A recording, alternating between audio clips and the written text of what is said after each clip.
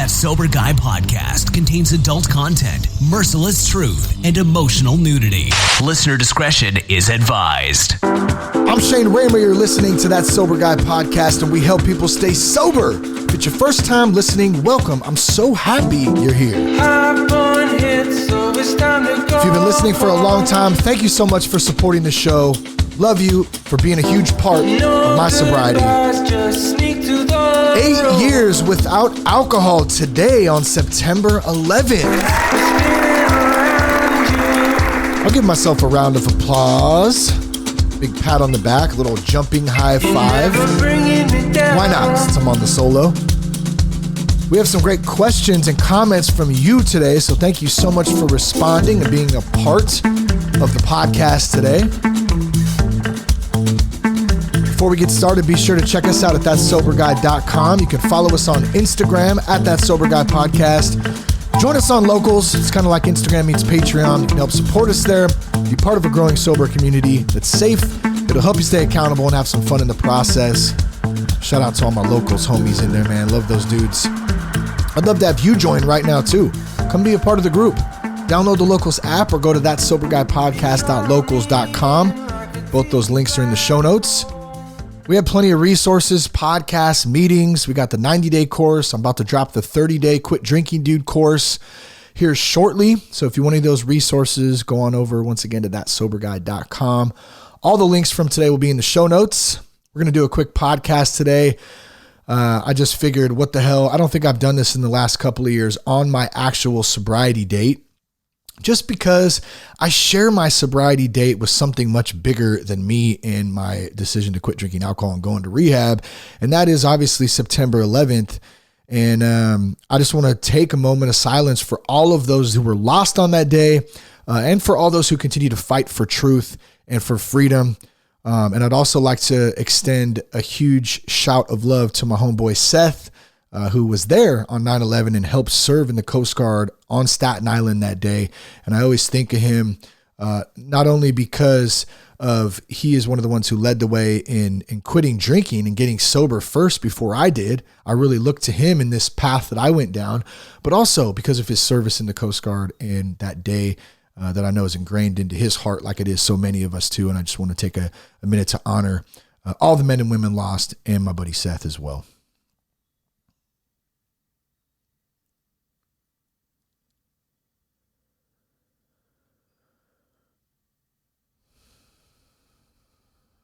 If you're a veteran and you're struggling to stay sober, also want to say, please reach out. We offer our 90-day course for free to all veterans. We also have many other resources, like I mentioned on the site. I can hook you up with resources, with meetings. I can make any connections I can to help. And obviously, I try to help everybody I can, but I've got a special place in my heart for any veterans out there, as well as first responders who are struggling. So feel free to reach out to us if you want to do that. Now, this podcast today, I just felt like, man, I really wanted to hear some comments and take any questions if possible. So for everyone who dropped those, thank you so much for doing that. And I just want to say one more time, I know I said it in the intro, but thank you for being a part of my sobriety, of helping me along the way. I think I underestimate the Sober Guy platform, the Sober Guy community, just being able to do the podcast every week, talk to all these different guests and different people and learn along the way. And it really helps me to stay sober. I get so much great feedback and love from all of you guys out there, who reach out and tell me how much the podcast is helping you or has helped you or helped a loved one or one of the courses helped a loved one. Or I sent you a link to a meeting that helped. A lot of people going over to Fourth Dimensioners meeting, that are still staying sober till this day, which is amazing. And so I love that and I appreciate the hell out of it, but I just want you guys to know too, how much it means to me to be able to be of service, to be able to do the podcast, and show up week in and week out and book guests and do pre-production and post-production and all the stuff that goes along with it. I'm not trying to make it sound like I'm so damn busy. I do all this stuff, but it is work. But what's crazy is it doesn't feel like work because I actually love to do it, man. I really do. And not only that, it helps to keep me sober and not drink in the process. So And just a caveat to that, shit, man, I have my days, no doubt. And we'll get into that in this first question here in just a second. But once again, thank you from the bottom of my heart. I'm so happy to be able to have 8 years of continuous life with no alcohol in it. And it really is amazing thing to think like where our family is at from 8 years ago, man. We were down and out, man. We were pretty much on welfare. We were about to get evicted from our home. I didn't have any money. I was in debt. I was addicted like crazy. And I had a new baby girl, it was just a couple years old at the time. And dude, life was just a fucking mess, really. I was just not there. And I knew God had something more for my life. I knew God had something more for our family's life, for my kids' future. And that is, at the end of the day, a combination of the exhaustion and then that feeling in my gut that if I didn't get sober, something really bad was about to happen and that God had something more. And I really wanted to see what that was. And I also wanted to learn who I was. Who the hell is Shane Raymer? I had no clue because I numbed it out for 17 years. And so there was this opportunity to seek, and I haven't looked back. And has it been easy? Absolutely not. There's been plenty of ups and downs along the way, and that is expected.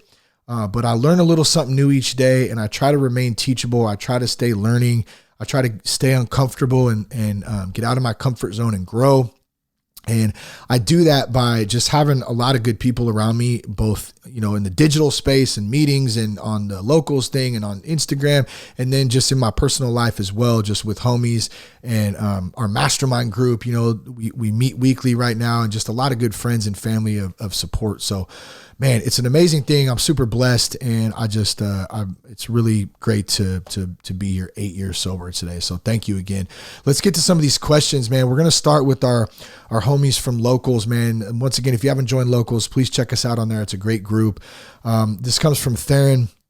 Theron's so active in the group, man, and I appreciate you, Theron. Like, you're always posting stuff, encouraging others, so please keep doing that, and thank you so much, man. He says, congratulations on 8 years. That's fucking awesome. The question I have for you is, at any point during your sobriety, did you ever have the thoughts, I can't do this, and why am I doing this, and how did you overcome the thoughts of doubt? So, dude, such a good question, and absolutely, especially in the beginning, you have a lot of those thoughts, and even after 8 years, I still have those thoughts. I think the important thing is there's two things that I do when I get those thoughts, because they still come up. Like, man, that's one that's more is like, how do I stay sober through all this like shit going on? Like just life stuff, right? From being a dad, a husband, all kinds of shit going on just in general right now. And it's like, how do you stay and feel all of that? Especially for somebody like me who just hates feeling. I'm not the best feeler. You know what I mean? That's probably why I drank so much and did other substances for a little longer than 17 years, because like, I'm not really too keen to feel, but like I feel today, I have to, and I'm learning a little bit every day. And what happens is I've learned to give myself grace.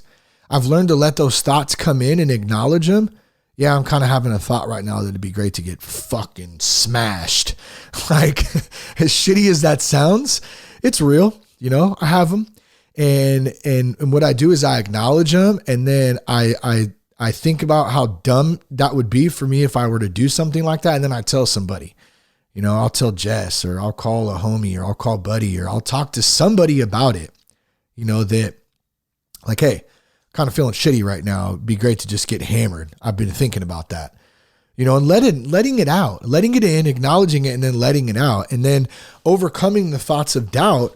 That helps with that, by being able to acknowledge it and give myself grace, not beat myself up over it. Like, this shit is not easy. It's not easy. Like not drinking is pretty easy, but like dealing with life sober is not easy all the time, and that's why it's a lifestyle. It's not just like I quit drinking. That's why, still do meetings. We do the Monday clubhouse meeting with Static, man. So you guys can check that out. I forgot about that to little plug on that one. But I mean, I stay connected basically. The podcast is huge in my recovery, just staying anchored to it. So, man, yes, Darren, thank you again. I definitely have those thoughts, and I let them come in, and I talk to somebody about them, and then I let them go, because I'm not gonna deny they're there. I'm human. I'm a human being. I'm going to have that shit, but I got to stay connected and stay dialed in, and that helps with that. So thanks again, bro. This next one comes from Jason in our locals group. And I think Jason, man, he's just about to hit 30 days, man. So let's give him a little round of applause there. Shout out to you, homie. Like, I know you've been up in the locals group. You've been posting a lot. You've been staying connected. You just got a sponsor, I think, dude, which is amazing. So the comment Jason said, he said, just got to say, I'm so grateful for the podcast and the locals community. I wouldn't have made it sober for the first couple of weeks without him. I'm also grateful for AA, for my sponsor, and getting back my spirituality. And he said, oh yeah, and fuck hangovers. And I will attest to that. I don't miss any hangovers. That's for damn sure. I was wasting multiple days on end I don't even know though if I was like hungover, because I just kept going.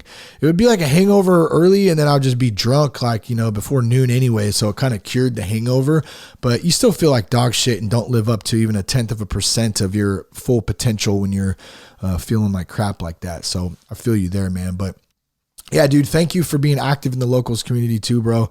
And shout out to you on 30 days coming up. I don't know if it's today or tomorrow, it's somewhere around there. But yeah, man, thanks for the love too. I appreciate you, bro. This next one comes from my homie Static. What's up, Static? I appreciate you, bro. Like I mentioned, Static and I do the clubhouse meeting. So if you're interested in that, you can shoot us a message on, I don't know, just hit me up on Instagram on the old IG at That Sober Guy Podcast. Say, hey, I'm interested in the clubhouse meeting on Mondays at 9 a.m. Pacific. And I can help get you hooked up there. But yeah, Static, dude, he says, amazing. Yeah, bro, that's what's up. That's what's up. I'm not going to, okay, actually, I will explain the story. First of all, before I do that, Static, thank you. Such a good brother of mine in my mastermind group. We became fast friends, meetings, the clubhouse meeting, and let me just say, one of the sickest guitar players that I know, like super fresh. So if you want to go on the IG, you can give him a follow on there. Static is noise. But yeah, he said, that's what's up. That's what's up. And if you didn't see the IG post, originally it started this thread. It actually came from Seth, but Cash and I do it. We said, oh, that's what's up. That's what's up, kind of making fun. And I was in the sauna the other day.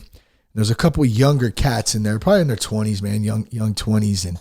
And the one dude said, what's up, man? Where you been? I ain't seen you in a minute. He's like, oh, man, shit, I've been up in San Diego. And he's like, oh, that's what's up. That's what's up. It was just like, oh, my God. It's funny, but it drives me insane at the same time because it sounds so dumb. But it's funny at the same time. See, that's what's up. I played it out. I'm sorry. All right, so next one comes from Krista. Krista and I go back a long, long time, since childhood. Kids, good to see her. Thank you so much. She just gave a little shout of love on the old 8 years. So thank you. Krista, say what's up to the fam for me. Big Vic, Big Rhonda, Big Kyle. Man, dude, love you guys. Back as kids, man. Had some good old memories back in the day. Next one from Evan. Iron Evan, man, you can give him a follow. Iron _ Evan. You know what? I'm not going to do that. I'll do it now, obviously, because I just did it, but I'll just save that. If you want to go back on there and check out the comments alone, you can do that. But he says, happy 8th birthday. Thank you to him, man. But you're not very shredded, bro. Not at all. Fucking ripped, bro. Freaking great. Meredith, many congrats. Thank you, Meredith. Appreciate you. Meredith's been in our clubhouse meeting a couple times as well. So good to see her in there, and hope to see you again in there on Monday. But thank you again for the comments. Let's see. Jeff. Jeff says, congratulations. 8 years is awesome. Yes, it is. I would definitely agree on that. It's pretty awesome. But it's like, dude, I'm just doing the best. I'm putting one foot in front of the other. Got to say all the right things, right? I'm just doing it one day at a time. Just doing it. Yes, yeah. Just what perfection or progress, not perfection. All the sayings. I mean, they're true, no doubt, but they can be a little cliche when I'm trying to, just be, I don't know. I'm off the hook right now. Let me take a drink. Let me take a breath here. I feel like I'm overly excited right now. Should I be overly? I mean, hey, what the hell? I got to allow myself to be happy and excited sometimes. It's really strange. I think it just comes from growing up being like, always like on edge. and never feel like you can just like genuinely be happy. Do you ever struggle with that? Like you just can't be happy. You just like, you literally have to tell yourself like, hello, how do you do today? I'm giving you permission, Shane Raymer, to be happy and satisfied. Yeah, maybe I need to do that more. All right, David. Dude, David says, congratulations, brother. Truly an inspiration. Good for you, bro. Awesome. Thank you so much, dude. Appreciate you. David is in our clubhouse meeting. I actually met David through Seth.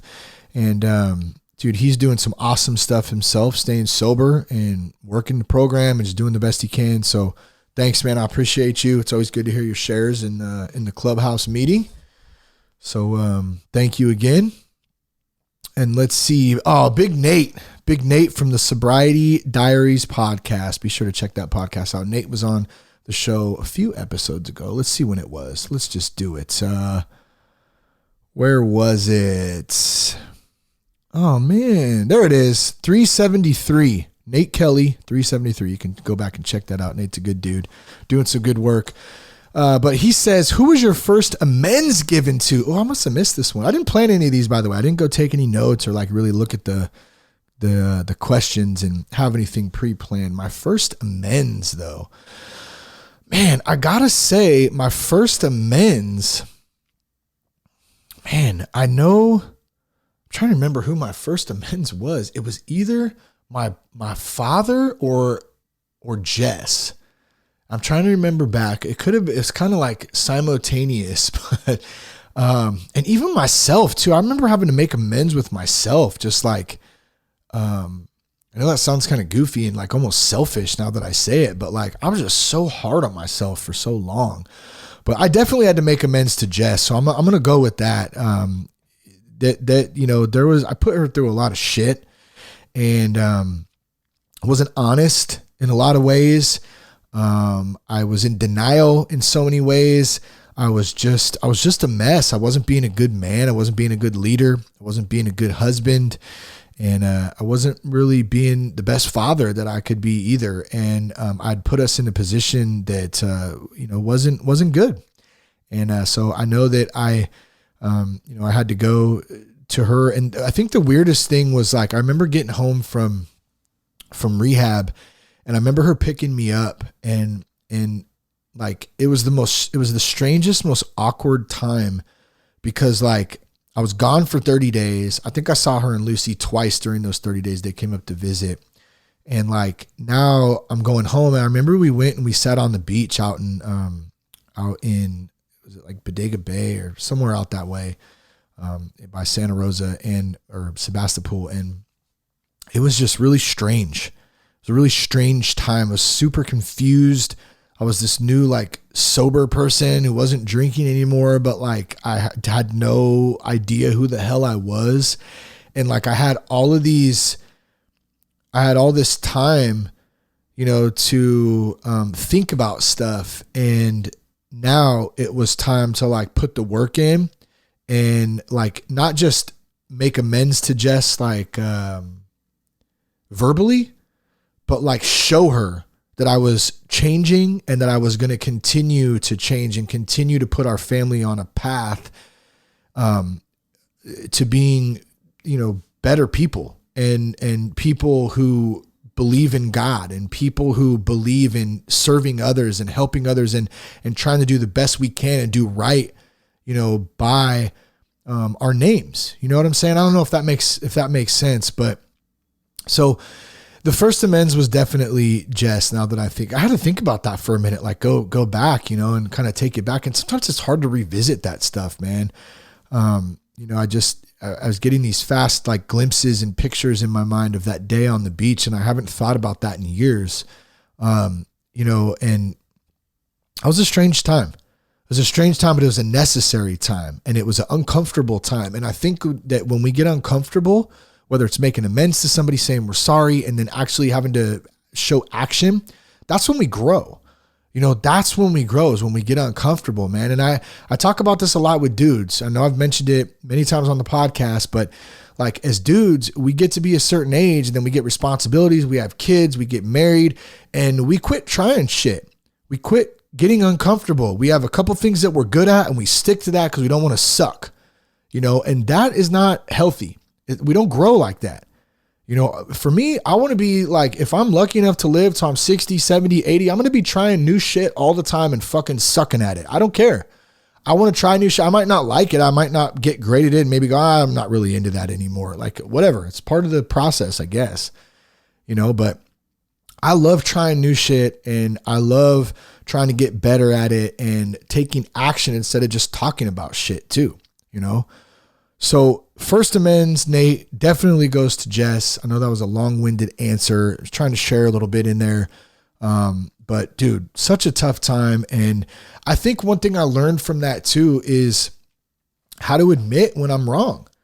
That's a tough thing for a lot of people. Like when you make amends to somebody and you just, and maybe it might not even have to be like there's different levels of making amends, right? Like if you really did something really serious and hurt somebody or just, you did something really bad and you got to make amends. That's going to be a little different amends than maybe you just, put your foot in your mouth and were an asshole and said something stupid, or, there's different levels of, but you still have to be able to nut up and say, I'm sorry and ask somebody, hey, can you forgive me, for doing X, Y, or Z?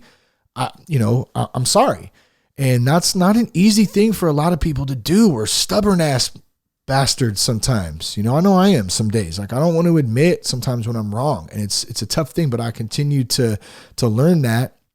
And it's so much easier just to hurry up when I'm wrong and just get it out of the way and just apologize and get it out instead of holding it in and going on for days and weeks and months. And then before you know it, you got years and you got resentments because you never made amends to somebody and you're mad at them and they're mad at you. And there's all this shit. Like communicate.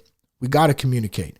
And we got to say sorry when it's needed. We got to do that. So good question, man. I appreciate you, bro. All right. Oh man, the Ram family 100, the Jess dropped a comment. She said, I have a question. Why you so damn hot, son? Oh yeah. She said, I love you. 8 years is amazing. I'm such an idiot. We lived the same life and I don't know how you have done it. God is so good. 3 hearts, baby. I get 3 of them. 3 hearts. I love you. I love you, mama. But for real though, dude, like we've been through so much shit together. We've known each other since the 6th grade. Just like we've been through life together. We've literally lived almost our whole lives together. We have kids together. We're partners together. We're best friends together. We fight together. We love together. Like we do it all together. And it's just amazing. I'm so lucky and blessed to have such an amazing woman, to do this crazy ass life with. So, man, I couldn't have done it without Jess too, like straight up. And, man, it's been a good thing. So thank you. I love you. Thank you so much, for all the support along the way. And I'm so glad we made it past that beach scene, 8 years ago, or I guess it would have been, 7 years and 11 months ago that or would it be 8 years? Wait, I went in. No, it would have been 8 years and 1 month, right? I don't know. My math's all jacked up. Who gives a shit, right? It's like back in 1970. Wait, was it 1977 or was it 1970? I don't give a fuck what year it was. Just get to same thing I'm doing right there. So my apologies. Don't apologize. It's a sign of weakness. All right. Only if you mean it, it's not. It's one of my favorite lines. All right. I'm a psycho. Danielle. Oh, Danielle. Thank you so much. I'm just looking at this now to our friend Danielle from the Ville. She says, so happy for you, Shane, and beyond proud to know you. It's inspiring to watch you follow your passion as you ignite power in others who follow your lead. It's an incredible gift, and you're just getting started, my friend, man. Thank you so much, Danielle. I appreciate you. I love that. And for some reason, I'm a little weird when I read stuff like that because I'm still working on being able to like embrace encouragement and, whether God's given me a gift to speak to people and serve people and try to help people. I'm coming into that a bit, I think, but it's been a work in progress and it continues to be, but I appreciate your supporting it and pointing it out and making me even read it and acknowledge it right now. I really do love having the opportunity to do it, and I'm going to keep on. I'm going to keep on keeping on. People ask me, how long are you going to do it for? I said, I'll keep doing it as long as I'm helping people, as long as I'm having fun. Those are the two things. So Danielle, thank you. And Danielle, thank you for being so awesome to my lovely wife. You guys are buddies, and I know you guys talk quite a bit, and you guys help support each other. And I know you've given her a lot of support and encouragement along the way too. So thank you. Thank you.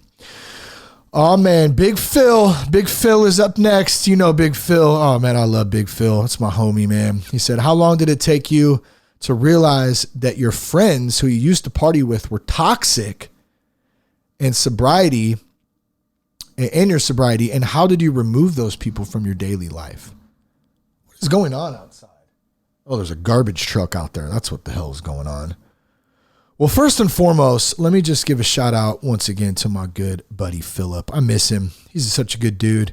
He's got, 11, 12, 13 years, something like that. Somewhere around there. I think 11 or 12 years. And, just want to say that, Philip is a guy who will encourage the shit out of anybody, and he'll really go the extra mile as a friend to be there for his friends, and show up and speak into them, and really be an example of what it's like to be able to kick cigarettes, to kick drugs, to live a life better and love God, be, just do the best you can, man. Just like keep making progress, dude. Just so stoked for him in that. So thank you, brother. I appreciate you, and I appreciate the comment. So let me answer, or do my best actually to answer this comment. So how long did it take for you to realize your friends who you used to party with were toxic? So this is kind of I get weird on this question, I think, a little bit, because there's a couple of reasons why.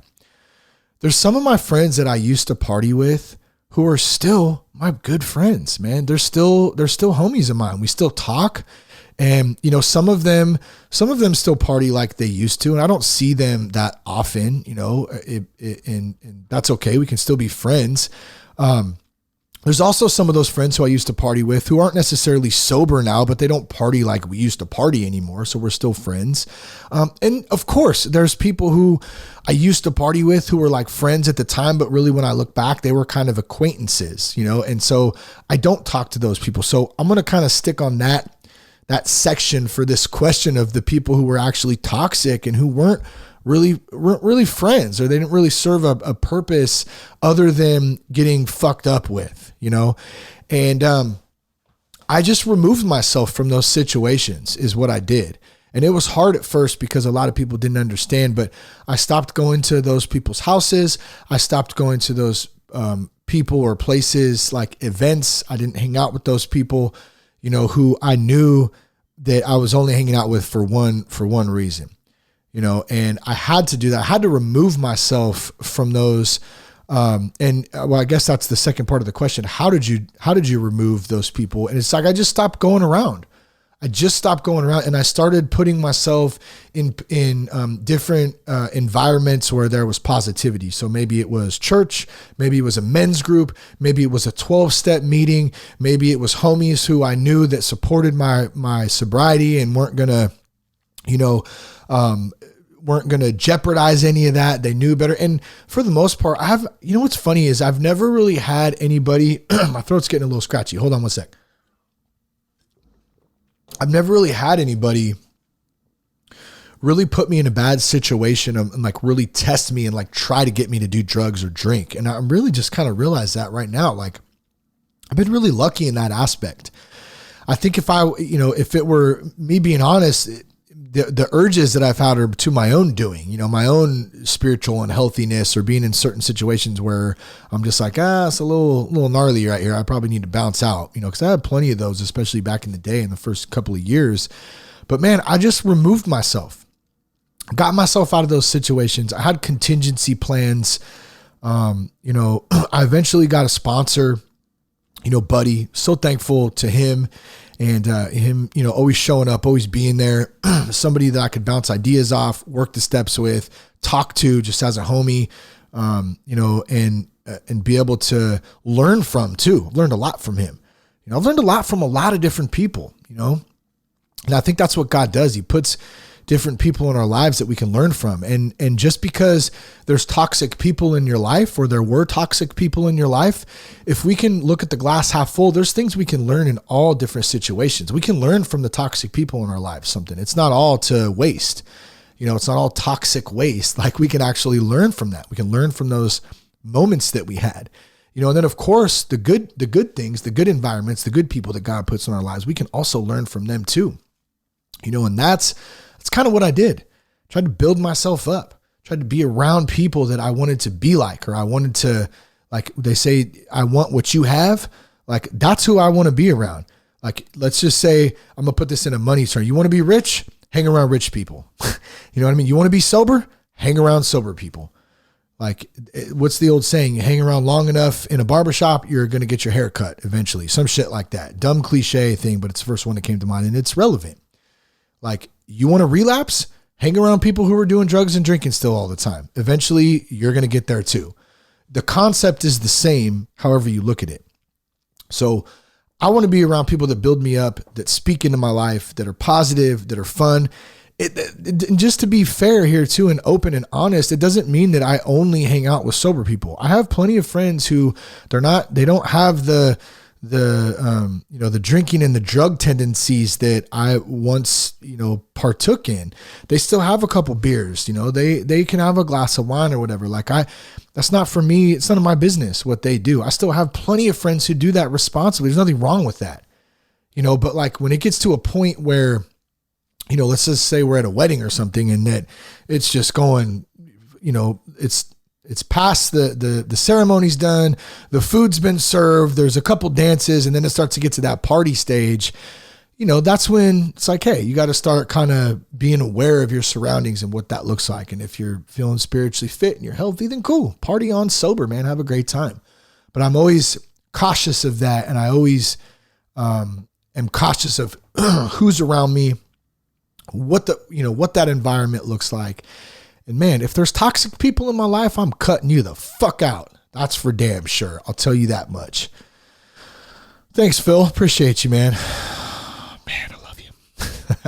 All right. This next one comes from the Drunken Worm podcast. Yes, it's Carl from the Drunken Worm podcast. Thanks for hitting me up, man. Carl and I have a mutual friend, Jason, a homie from Celebrate Recovery, from the Father's House out there in Vacaville. So what's up to both you guys, man? I love that. Just want to say you guys are doing great work straight on the front lines, man, in recovery centers and working one-on-one with folks trying to get sober. So man, like just so much love and respect for being out there and doing that work. I know it's not easy work. And, it's just such a great part of the circle of this whole recovery lifestyle and community, I think too, man. We're all helping each other out. So just want to give you a little love on that. And then also starting a new podcast. That's exciting. And Carl goes on to say, he says, what's the best tip you can give somebody that's new to the podcast industry to help them succeed? And man, great question. I get this question quite a bit. I think there's two things, like I said, and I actually said it earlier.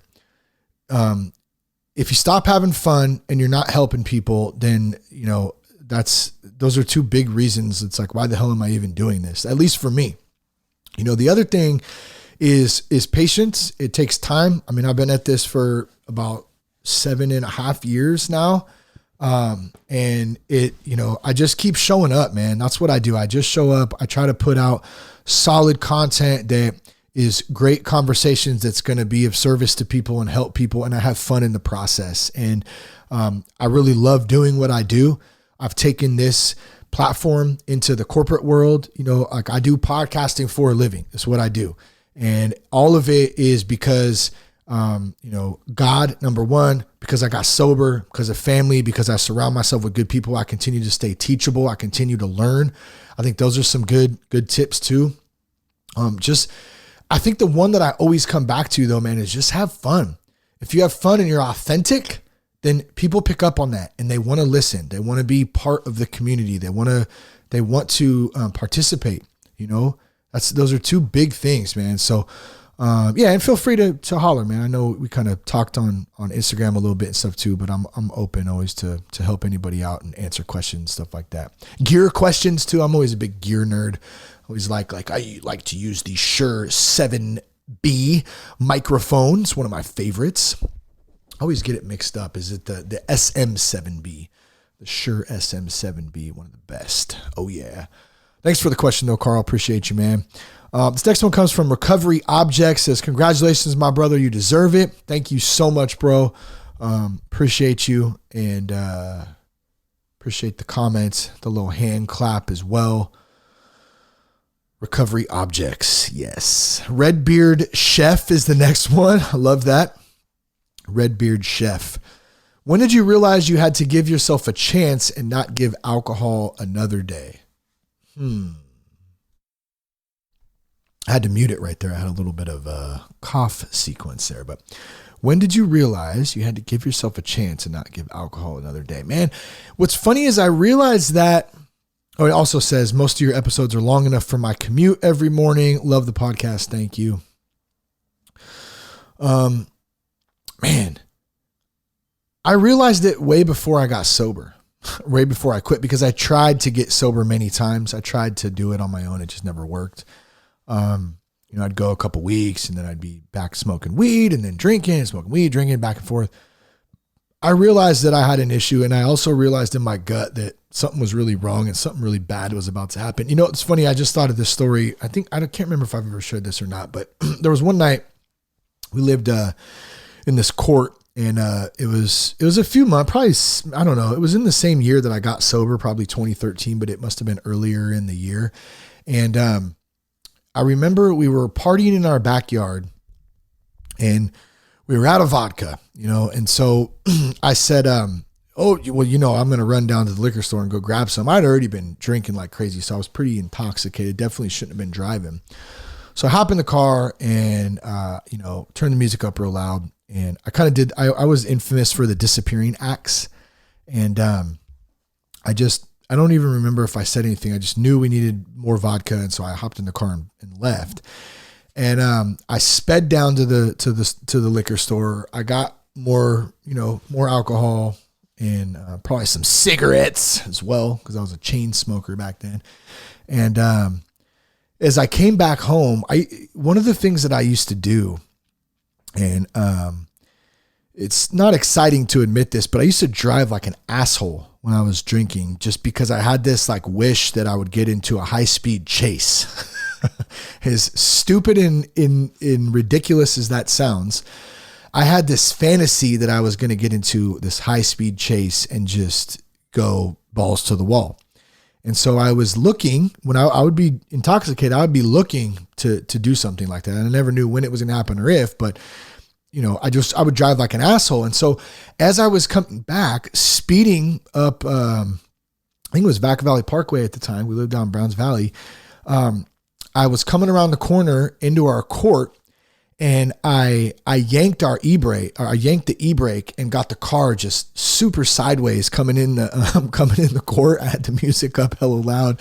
I was just like not giving two shits. And it just so happened, because when I left, our neighbors were there, and they were like older, like they didn't party like I partied and shit, and there was other friends and stuff there too. When I left, everyone was in the backyard. Well, to my, surprise, when I yanked the e-brake coming into the court, got the car hella sideways, rolling in with a cigarette hanging out of my mouth, just like a dumbass. Everybody was out front. Like, my family, our friends that were there. I don't even remember who was there. We had quite a few people there though, the neighbors, and they all just looked at me like I was just like insane. Like, who the hell is this guy? Like, you're driving like an asshole in our court. You're yanking the e-brake. The music's up hella loud. Like, so, okay, let me jump back. Why am I telling this story? Because at that moment in time, that was about within 6 months, I think, before I went and got sober. I knew I had a problem at that time. I knew that I needed to give, as you put it, myself a chance and not give alcohol another day, but it just took me some time to get there.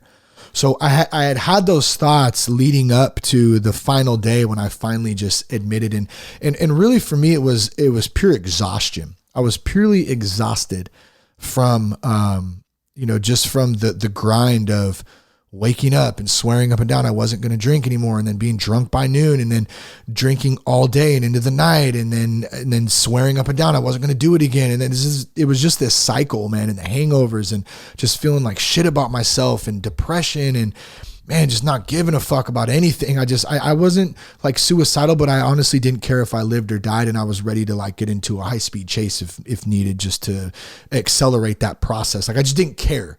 You know, I was tired of not caring. I was tired of not knowing who I was as a man.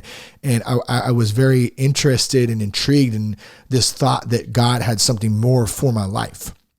Like that was huge, you know? And so that was a big thing. And that day finally came and I just had it and I was exhausted and I wasn't going to give alcohol another day, as you put it. And so I reached out for help and I told my wife what I had been doing, you know, sneaking, drinking and driving, drinking at work. Like just she knew something was up, but the extent of it, she had no idea. It was an internal battle. So yeah, I was exhausted, man.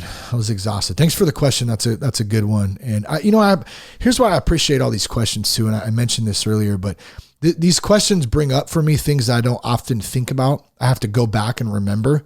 And it's good for me to remember this stuff because it reminds me of what it was like. And that's so important when we get sober, especially after we start getting a little time, like, 8 years, you know, it's awesome. I'm glad to celebrate it. But like, I don't ever want to forget what my life was like before when I was fucked up because I was such a dumbass.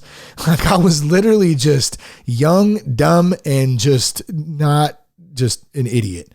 And I need to remember that so I make sure that I don't ever repeat that behavior ever again. And I continue to move forward and not ever move backwards.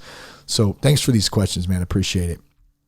This next one, I'm not sure the name. I want to say it's Sean or Sooked. I'm not sure, but it's, he says 8 years, really amazing.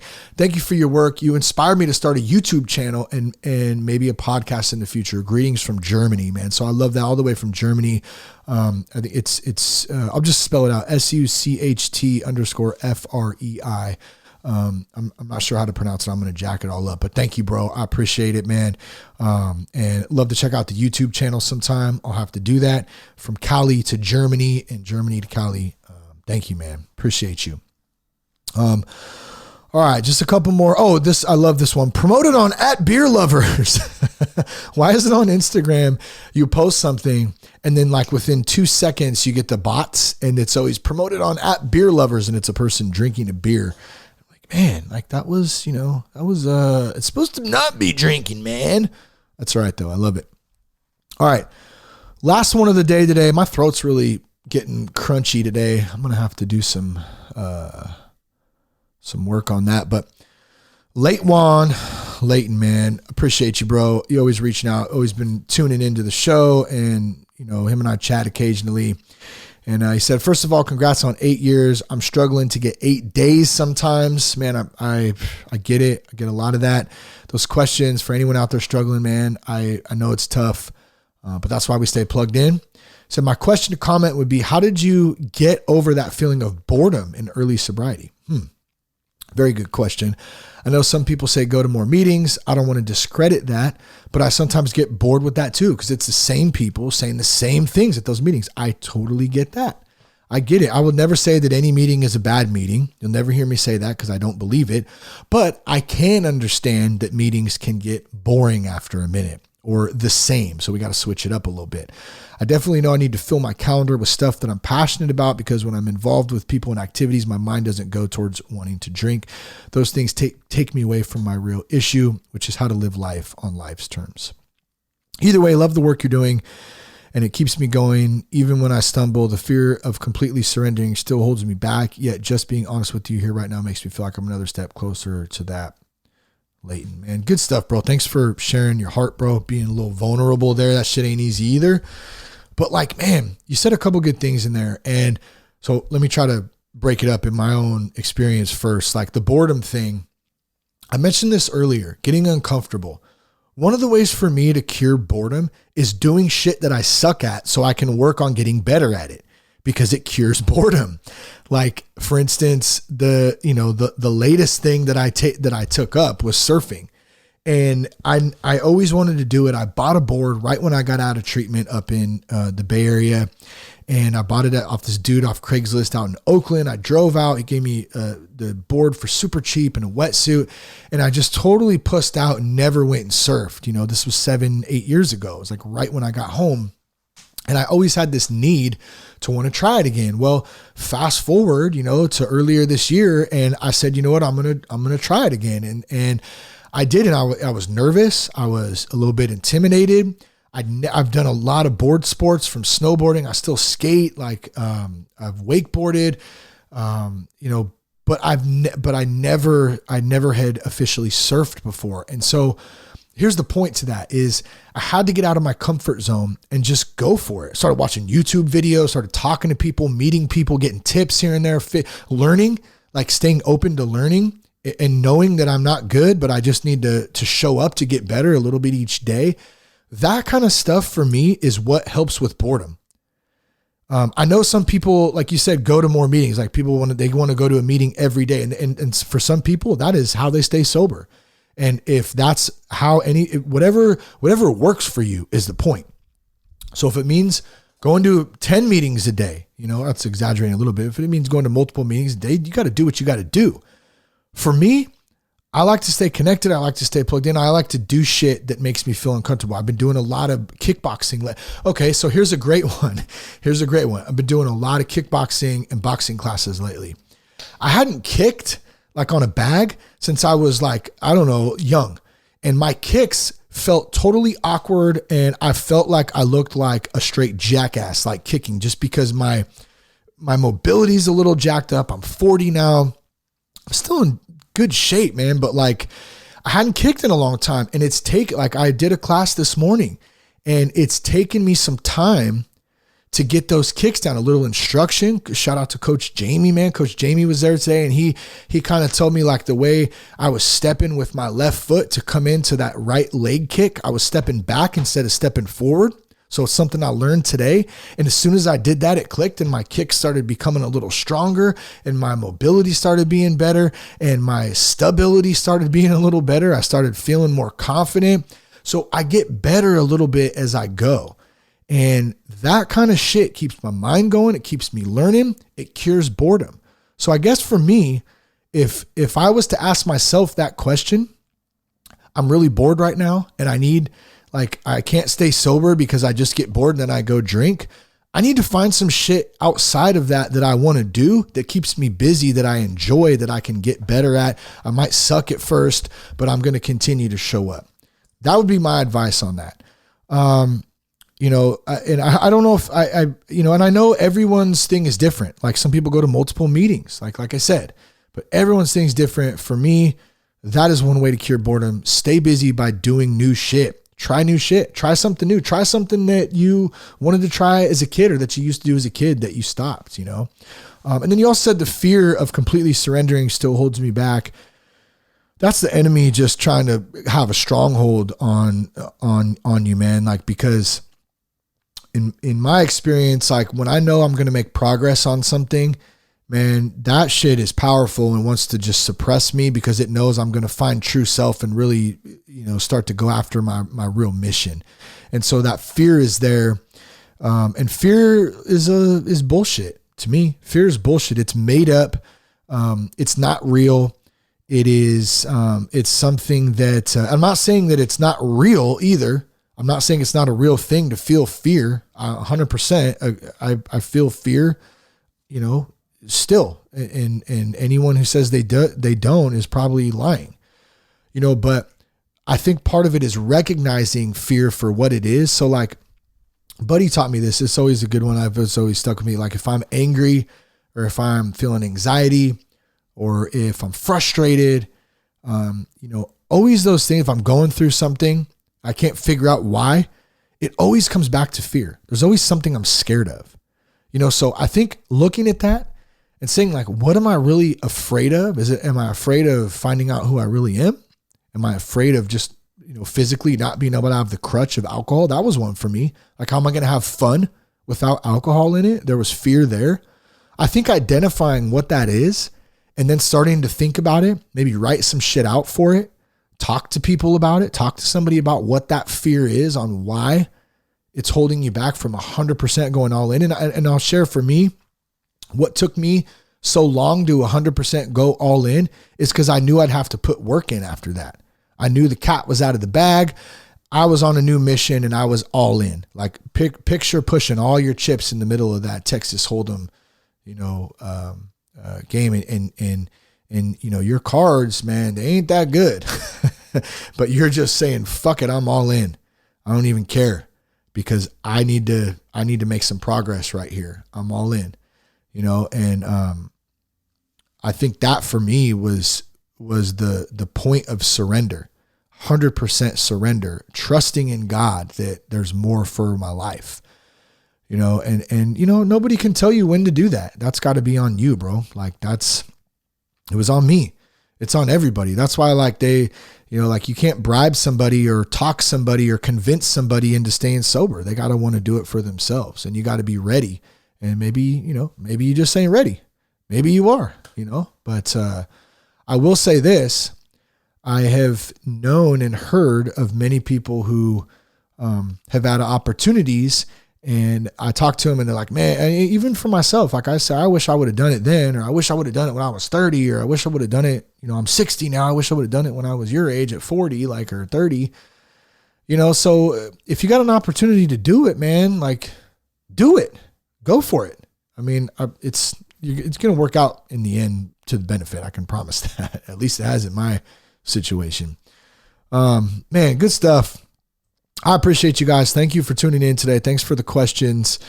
Man, 8 years, it's a great thing, but I always say I'm one bad decision away from ruining it all. So I always stay true to that and stay putting the work in, stay living the lifestyle, try and do the best I can. If you guys need help, please reach out. You can go to thatsoberguy.com. You can get more resources there. Follow us on Instagram at thatsoberguypodcast. Join us on Locals. Download the app.